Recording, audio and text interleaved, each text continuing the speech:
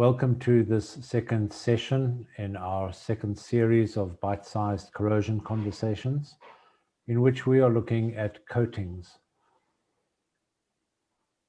Now, last week, we looked at the particular requirements of a specification, and you will recall that the specification has to be specific to your particular environment, your particular situation, and we talked about the dangers of taking a specification meant for one project and applying it somewhere else. We did have one question that came in last week after the presentation, and I'm going to ask Vanessa to address that before she launches into the subject of today, which is that of surface preparation. The question was this: you presented the corrosion map of South Africa and spoke about ISO 12944 system of classification of environments. Is it possible to directly correlate the environments that are given in 12944 with the corrosion map? Vanessa, over to you. Thank you, Neil. And just to add my welcome to everybody for joining us today. Knowing this question was coming, I did actually make sure that I had the map. So if you'll give me a moment to share the presentation.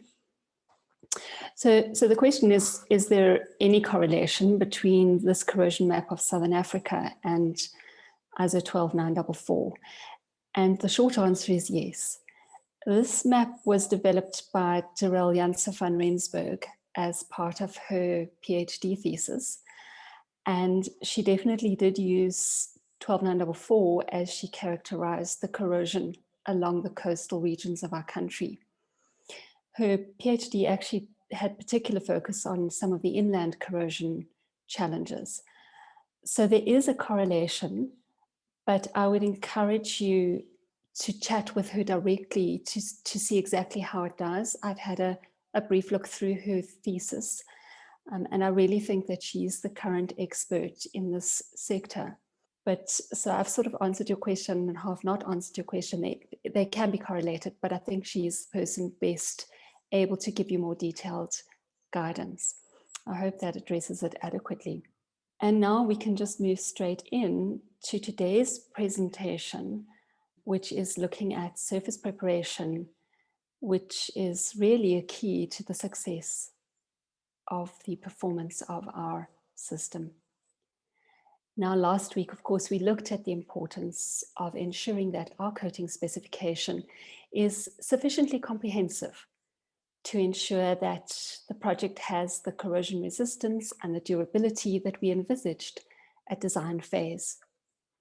And our particular coating systems may detail specific manufacturers and products, but of course we would like to provide the opportunity for alternatives with the confidence that we're not going to lose the quality we're looking for.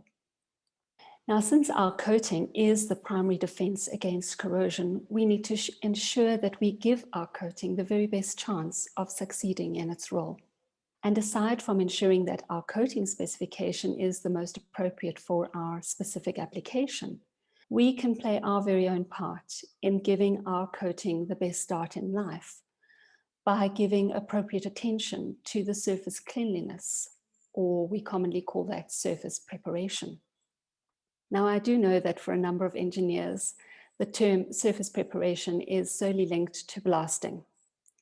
And it is my sincere hope that by the time we finished our conversation today, we will have expanded this view of surface preparation, and that you will feel empowered to interrogate your coatings applicator to ensure that all aspects of surface preparation are given due consideration. Now, if we look at surface preparation, we can describe it as the process of treating the surface of our metal structure to increase the adhesion of our coating. If we don't, there are estimates that as much as 75% of coating failures can be attributed to poor surface preparation. So I guess the single most important function that influences our coating performance is the quality of our surface preparation. It's worth remembering a bad coating on a good surface will in all likelihood perform better than a good coating applied to a very poor surface. Now, to give our coating the best chance of success, we want to keep our surface really clean. Clean of everything: dust, dirt, grit, grease, rust, mill scale, weld spatter, everything. We want to have a surface with just the right key or profile so that our coating will be able to stick. So this surface preparation is going to be much more than just grit blasting. We need to take a closer look at the steel surface and how we need to prepare it so that it is in the best possible condition to receive the coating. It's always a good idea to have a good look at your starting material before surface preparation commences, so that you know where you started and you can anticipate what processes you might require. Now, obviously, we need to remember that we want to ensure that we remove all the old weld product, such as here, we've got a pipe that is seriously corroded and in fact, perhaps structurally no longer sound. We may have visible mill scale as well as surface rust. And in some instances, our mill scale has weathered off and is loose or flaky. But hang on, we're still not going to send this steel to the blasting booth initially. When we look at the steel surface, there are also a number of other types of visible contamination. During milling and fabrication, we may find that oil and grease from the machines we've been using have found their way onto the surface. And the oil and grease need to be removed because they're going to stop the bonding between the steel and the coating. In other words, we're not going to have the necessary adhesion. Just think about applying paint to a slippery, oily surface. The paint is just going to peel off, and that's exactly what's going to happen if there is oil or grease on our structure. If we consider how to remove these, we need to keep in mind what we're dealing with. If you would try and remove grease from your hands, you'd probably start with soap and warm water, or you might look at a solvent-based hand cleaner. And we're going to look at very similar methods to clean our steel. Remember, we don't want to smear the grease and the oil. We want to remove them completely. So we're going to apply either solvent cleaning or perhaps steam cleaning and using a soap or proprietary cleaner. But we mustn't forget that we do need to remove that soap completely. Now, once the oil and grease are no longer visible, we need to look and see what other visible deposits there are on our surface, because they're also going to stop adhesion. During visual inspection, we may see that there are some manufacturing defects, which we need to treat, and we're also going to see some rust and mill scale that we need to get removed. Now, of course, welding can be a significant culprit. Whilst the aim of welding is to create a smooth, flat weld bead, we can see this isn't always achieved. Now, I'm making the assumption that these welds have passed the welding inspection for structural integrity. So it has the structural integrity, although it may not have the beauty. But we would quite like to have an object of some beauty to coat, and by beauty, I mean smooth. So we need to make sure that our ugly weld is prepared to transform it into some sort of smooth weld. And we also need to remember that our coating is not designed to fill holes and gaps and to hide the welding defects. So what are some of the things we can do? Well, we can grind our weld smoothly, but if there are significant holes or gaps in the weld, these should really be filled with a suitable mastic. And of course, it goes without saying that needs to be compatible with our coating. Now we can remove weld spatter by chipping or grinding to give us the smoothest possible surface. And this would also be the time to remove any burrs from our surface and possibly round the edges slightly. Please remember that the coating cannot hide poor fabrication for very long. Our coating will fail. And as a wise engineer, you will ensure that you keep an eye on the surface preparation, even if you have an independent inspector, just so you're aware of the general condition of your structure. Now, at this stage, we've cleaned our surface of oil and grease, and we've ensured that our welds are in the best possible condition to coat, but we've still not raised our blasting gun. Now, of course, some of the other very visible challenges will be the visible presence of rust and mill scale and possibly old coatings.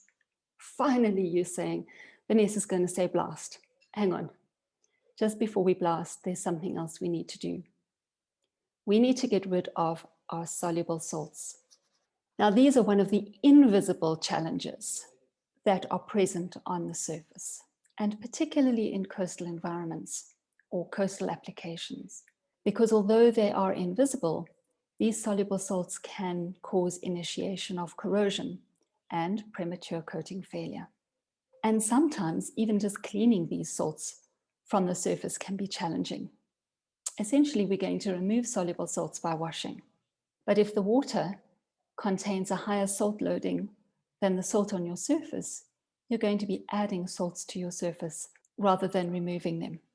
Now, if you observe your coating applicator struggling to remove salts, as in this instance where you can see the pink shading during the test for salts, it would be prudent to recommend perhaps the use of something like demineralized water as the washing agent.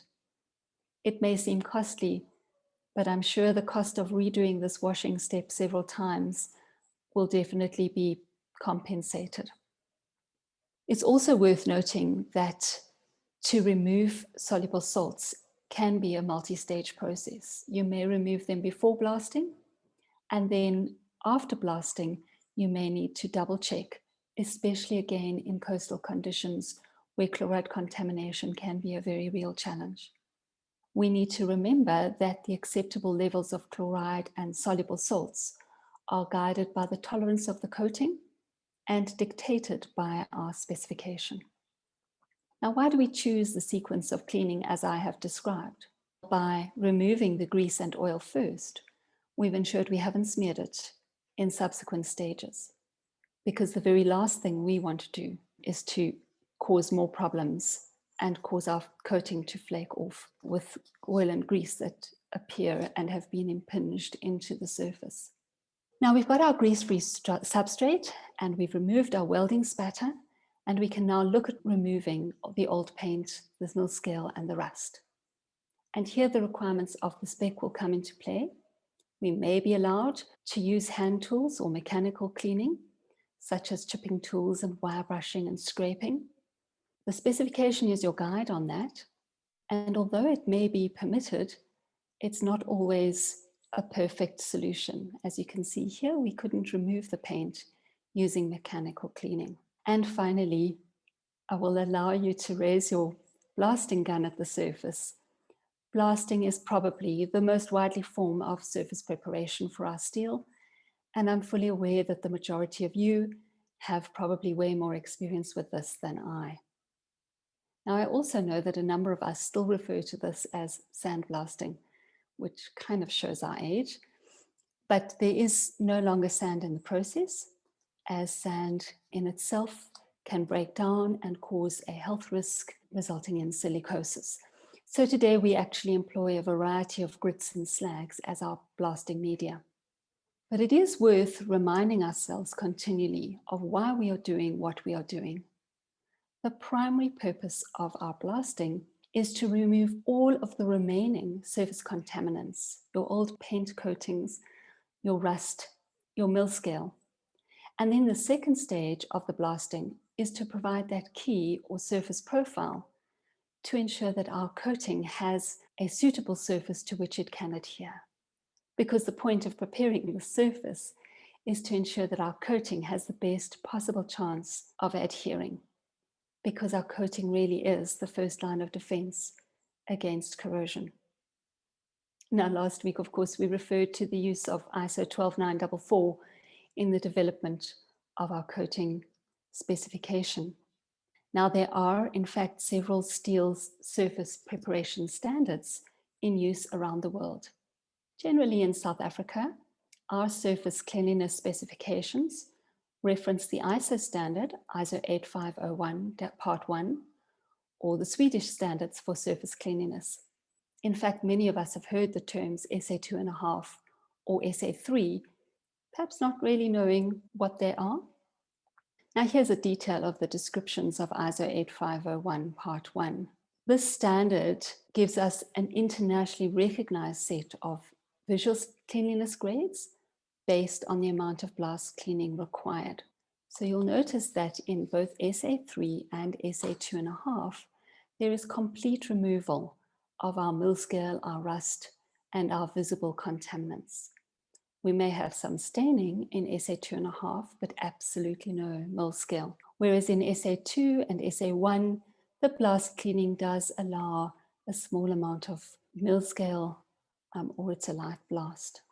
So we need to know what the standard is and what the requirement is so that we get a surface that is adequate. And the majority of coatings require completely free of mill scale, and that would therefore be a minimum of SA2.5. These Swedish standards, the SA standards, are obviously used extensively in Europe and are now actually used almost interchangeably with the ISO grades. But there are other cleanliness standards in use around the world. Now the Swedish standards, those are the pictorial standards that we can compare our surface with. Unfortunately, this is quite a poor representation. Some of the other standards that you might be familiar with are the NASE and SPC standards. They're now issued as joint standards through the new society called AMP. But you can see the differences here in the comparisons between them. The secondary purpose, I suppose, of our blast clean, once it's removed our visible contaminants, is to provide our anchor pattern, our surface key, the surface profile that is best suited to our particular coating and for its adhesion. So it could be quite a small profile, as in the top picture, or a more jagged approach in the bottom picture. And that's where the selection of our grit or our slag comes in. The coarser the grit, the bigger the profile that we are going to create. And one of the challenges is where we create a grit that is more of a steep profile than the thickness of our first layer of primer, we tend to get speckling or peek through of our primer. And that really is not acceptable. So here our anchor profile was far in excess of what the primer could accommodate. And the specification should have handled that. Now, after blasting, one of the big things is to make sure that we need to completely clean our surface of all the grit and dust. This is the back of some paint samples that had obviously failed, where you can clearly see the grit on the back of the paint sample that had flaked off. Blowing off the dust using compressed air is a common method of cleaning, but obviously you now need to double check that the traps are working so we don't get oil back onto our surface. And remember that as soon as our surface has been cleaned and approved, we should coat it as quickly as possible to reduce the risk of airborne contaminants and also for moisture from the atmosphere to initiate flash rusting, which you can see in this picture. The use of high pressure water to clean our surface is another medium to consider. It does, of course, create less dust, but water cannot create a surface profile, although it can remove a number of the surface visible contaminants. Now, if you add blast media, so you add some form of grit to the water in a water blasting system, you can have the benefits of grit blasting and the benefits of reduced dust. But you've created a slurry that needs to be removed from site, and sometimes that's more difficult to manage than just the contaminated grit. And of course, the presence of water does result in the risk of flash rusting. Now, it is important to remember that all the surface preparation in the world cannot fix fabrication errors such as these. And those are really places where coating failures can commence. But overall, thorough surface preparation will ensure that our coating has the best possible chance to succeed. Thank you, Vanessa. So Vanessa, we have this question about grit. You mentioned that there are various types of grit, and one of the aspects then is whether or not it is possible to reuse grit, and perhaps you can comment on that. Thanks, Neil, and thanks whoever raised the question. The answer is sort of yes and no. Technically, grit can be reused, or certain grits can be reused. There are some criteria. The first important thing is to make sure that the grit is clean. Now, once you've used grit to blast your surface, the grit is now obviously mixed with the rust, the mill scale, any other contaminants that were on the surface. And you want to make sure that those are completely removed from the grit before you reuse them. Otherwise, you're impinging the surface with those contaminants and setting up a nightmare experience. The second challenge in reusing grit is just to ensure that you maintain your anchor profile or your surface profile. As the grit is used more and more, so the sharp edges wear away and it becomes less able to give you the necessary anchor profile. So it is a bit of a yes and no. The coating specification may say that you may not reuse the grit, and that may be because there's a high level of intolerance by our coatings to contamination. But I hope that to some extent answers the question. You were talking about salts, and so many of these specifications rely on visual examination of the surface. Maybe you could expand a little as to why salts are a problem if I can't see them. Always beware the invisible. The challenge with salts is that they are by nature what we term hygroscopic. They absorb water. Now, if you've got salts on your surface of your steel and it's absorbing water, it's absorbing moisture beneath the coating. So it's encouraging water to get underneath the coating, which is going against what we want our coating to do anyway, which is to be a barrier against water.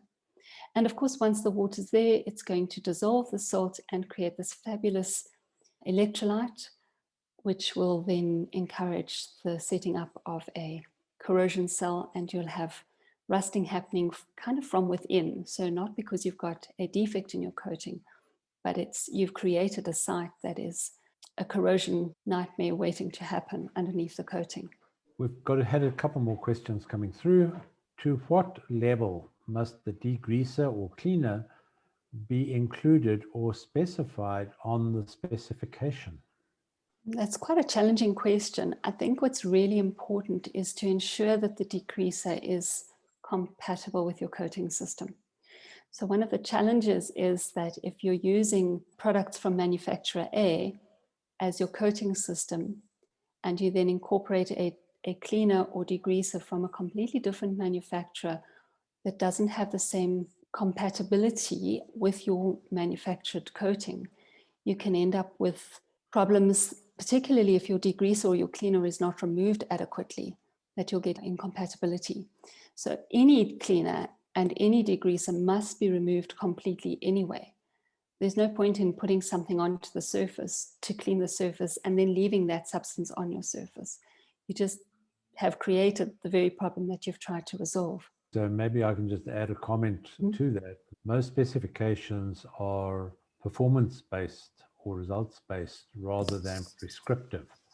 And so you may well find that the specification doesn't address the type of degreaser or cleaner, given that there are a number of different options. And it's up to the contractor who's doing the work to use the material that is best suited to his or her particular application environment and the equipment that they have. So somebody may have a steam cleaner, somebody else may have high pressure water, and so on. There's no single answer to that question. The other question is related to flash rusting that you alluded to, and that is, what is the time frame within which coatings have to be applied in order to prevent flash rust from occurring? That is entirely dependent on the humidity in your environment. So flash rusting on a hot, humid day at the coast is going to happen very quickly, whereas perhaps flash rusting in the middle of the desert is unlikely to happen, perhaps at all.